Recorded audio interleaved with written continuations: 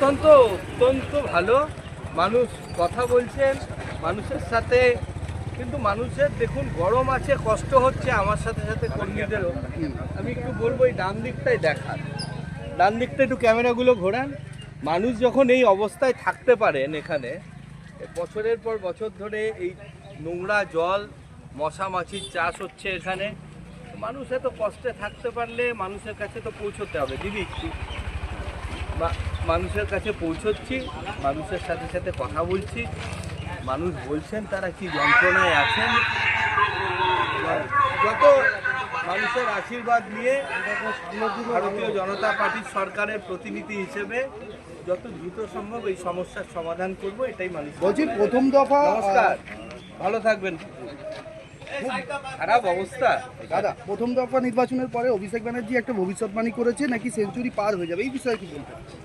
আমি দেখুন রাজনৈতিক জ্যোতিষী না, আমি মানুষের যে অভিব্যক্তি আমি সেটার কথা বলতে পারি। মানুষ ঢেলে ভোট দিয়েছেন এবং পরিবর্তনের পক্ষে ভোট দিয়েছেন। পরিবর্তন নিশ্চয়ই হবে, উত্তর দমদমেও পরিবর্তন হবে। 29 তারিখের জন্য উত্তর দমদমবাসীর জন্য কি বার্তা দিচ্ছেন? আগে একটা সুস্থ পরিবেশের উত্তর দমদম বানাতে হবে।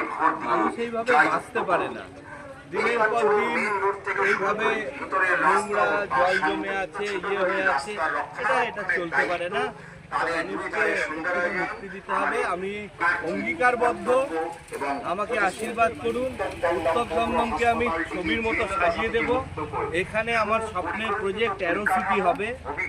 হাজার হাজার ছেলে মেয়েদের কর্মসংস্থান হবে এবং দল মত নির্বিশেষে বেকার যুবক যুবতীদের এখানে কাজ দেওয়া হবে।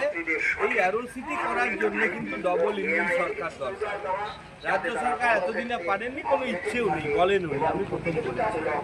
এবং মাননীয় মোদীজি কালকে পানিহাটিতে এসেছিলেন, সেখানেও আমি অনুরোধ করেছি, মাননীয় অমিত শাহজিকেও অনুরোধ করেছি যে আমি এই সিট থেকে জিতে বিধানসভার প্রতিনিধি খালি হব না, এখানে এই লোকদের জন্য একটা অ্যারো সিটি এখানে দিতে হবে।